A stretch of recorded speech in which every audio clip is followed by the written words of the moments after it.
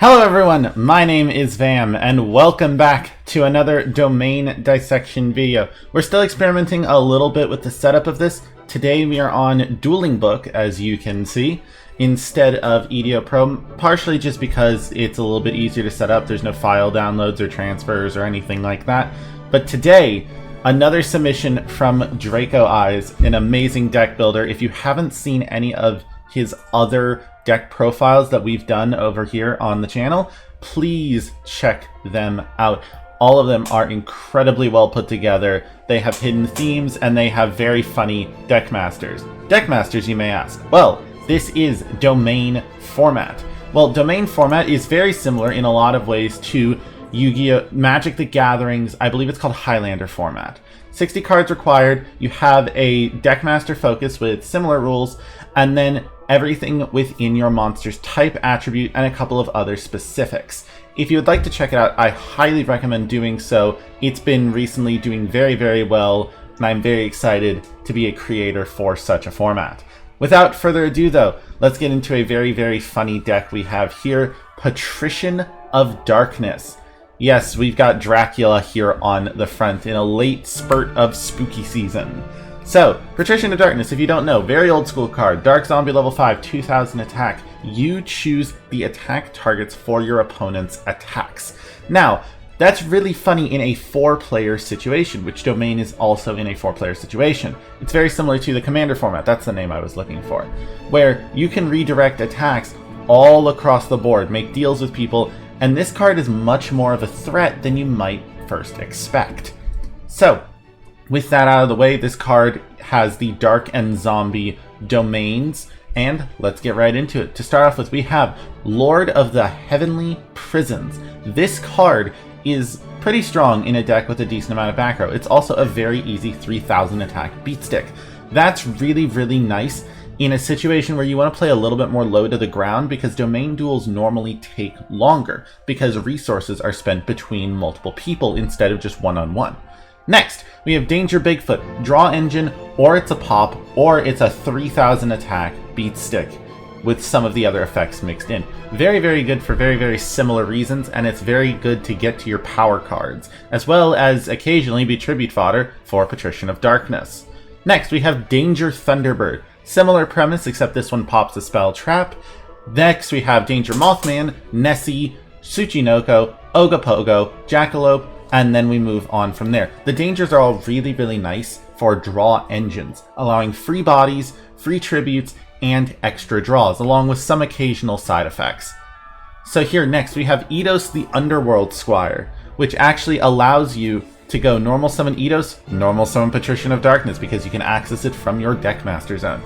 Very, very, very funny. Next we have Level Eater as well. You can probably see this card's banned. It's very, very strong with links, is always going to be strong with links, unless links for some reason can't require this as link material. Now, additionally, what you can do with this is reduce one of your high-level monsters and then use it as tribute fodder for Patrician of Darkness. This deck is really, really good at bringing out Patrician. I don't know how to stress it enough that this deck is really well put together. Next, we have Assault Synchron. Free summon, can be used as a tuner, and more tribute fodder as well. There are actually no synchros in this deck. This is mainly just another free tribute fodder. Next, we have Radian the Multidimensional Kaiju. Occasional Kaijus are always really, really nice, especially when you can control attacks and direct that 2800 slapper away from your face. Next, we have Mana Dragon Zernatron, a card that maybe a couple of you have heard of. Spell trap you control leaves the field because of an opponent's effect and is now in the graveyard or banished. Special summon this card from your graveyard or hand with some specifics. Then you can set a spell trap that's banished or in your graveyard. This card is really nice in a singleton format, especially when you have a deck with this many spell traps that you would love to be able to reuse.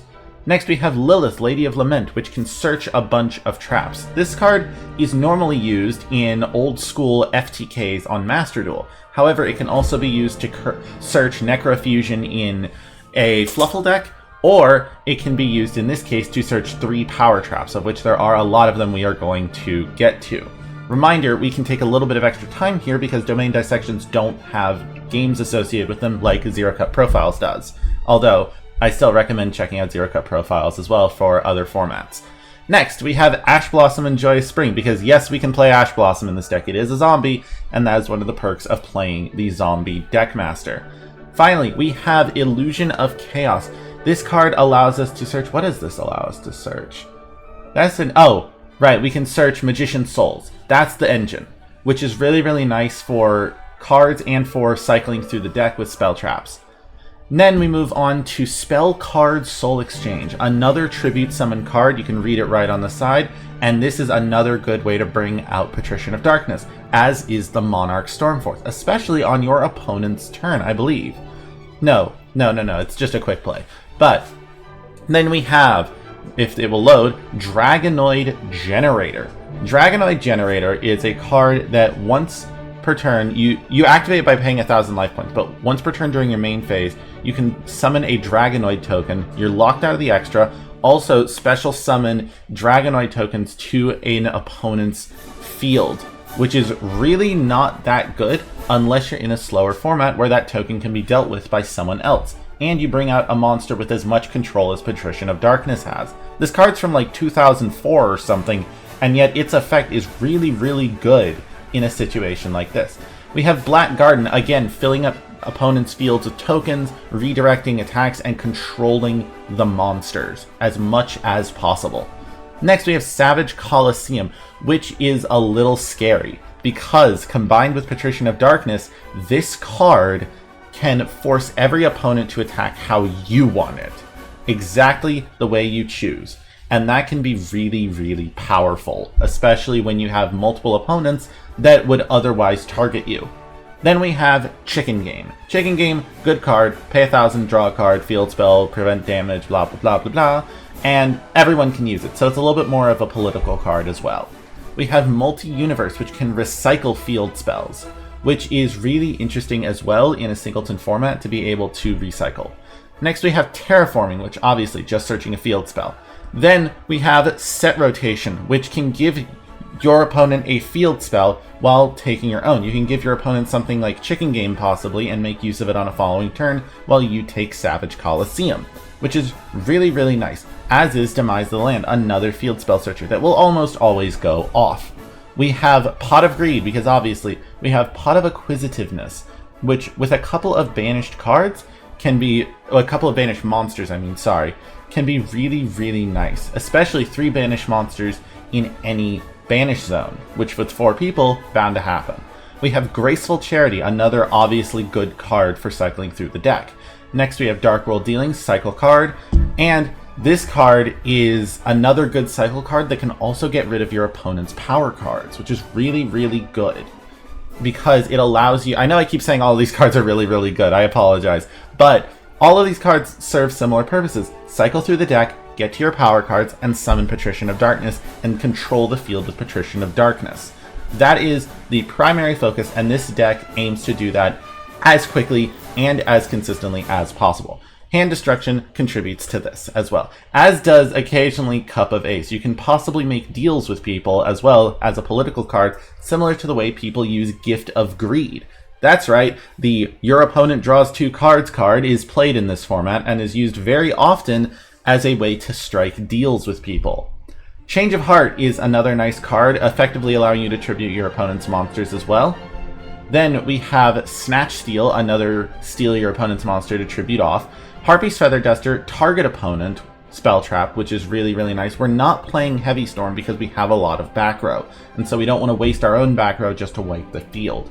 We have Monster Reborn to steal monsters and use them for our own nefarious purposes, but also just as tribute fodder, because obviously everything in this deck is aimed towards tribute fodder. We have Premature Burial, another revival to then tribute or to just recycle, maybe even use something like Reviving Irradian to use Level Eater or something like that.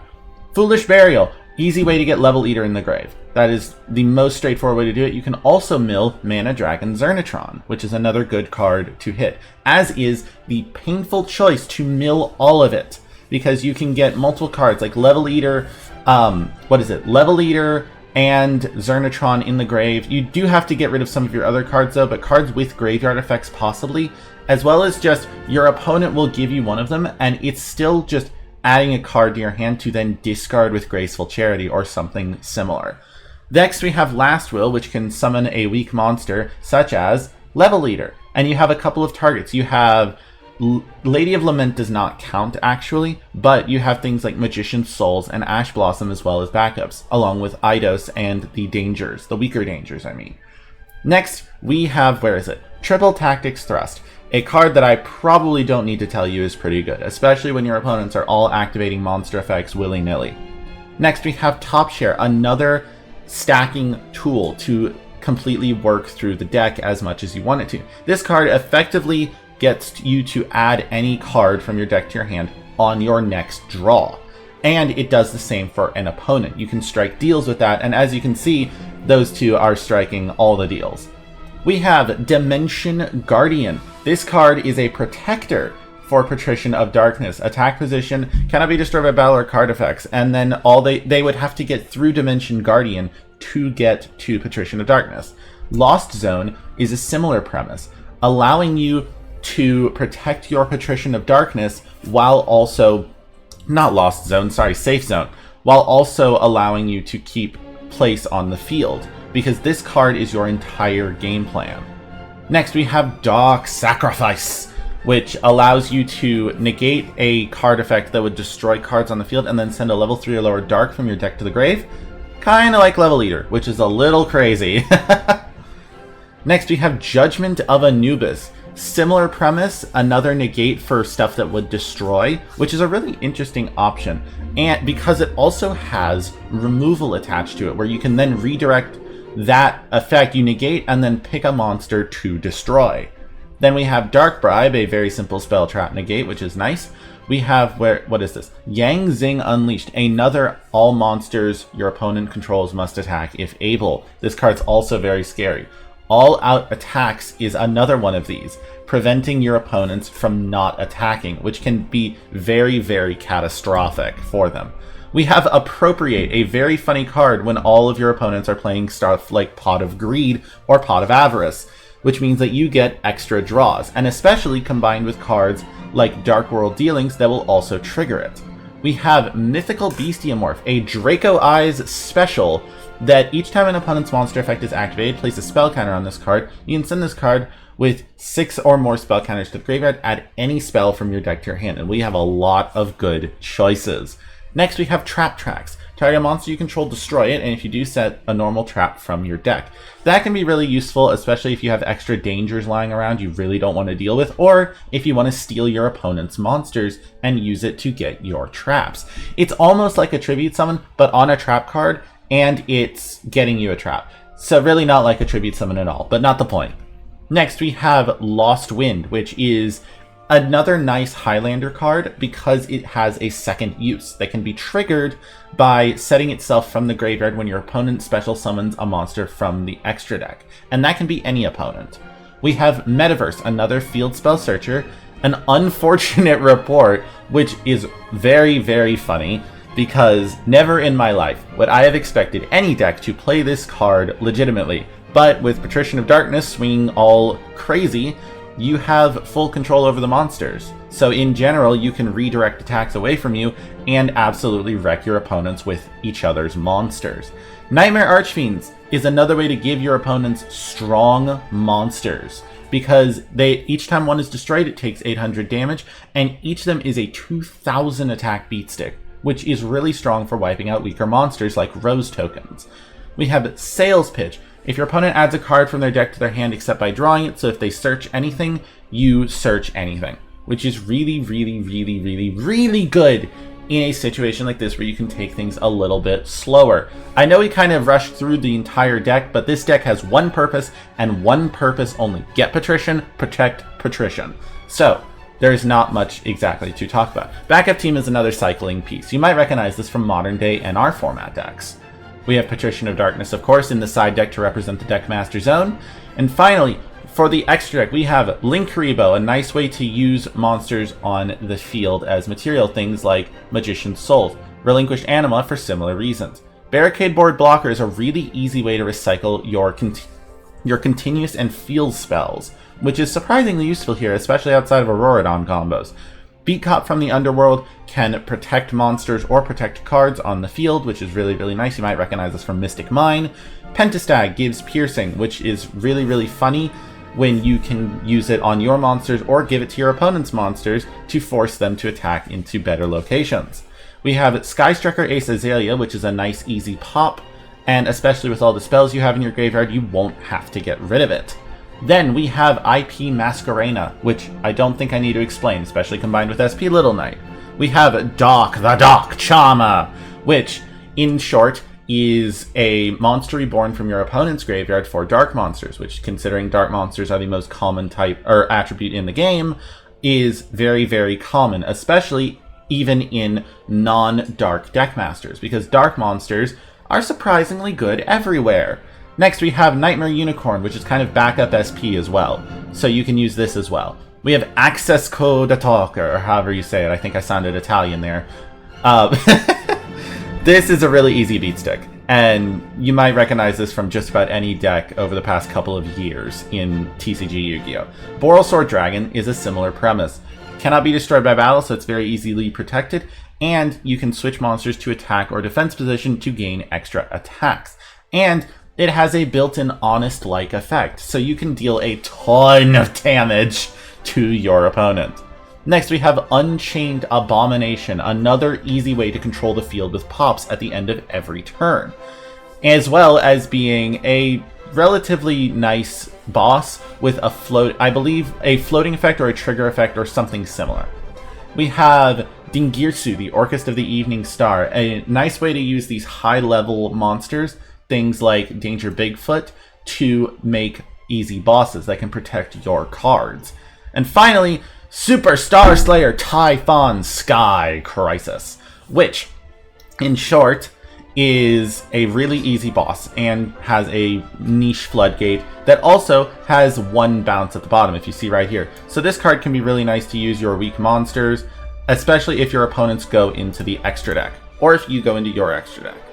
So, with that being said, there was a lot of talking there, but in short, summon Patrician, protect Patrician, and do things with your opponent's monsters. And with that being said, thank you so much to Draco Eyes once again, and I will see y'all in the next video. Peace out from the Lavender Laboratory. Bye-bye.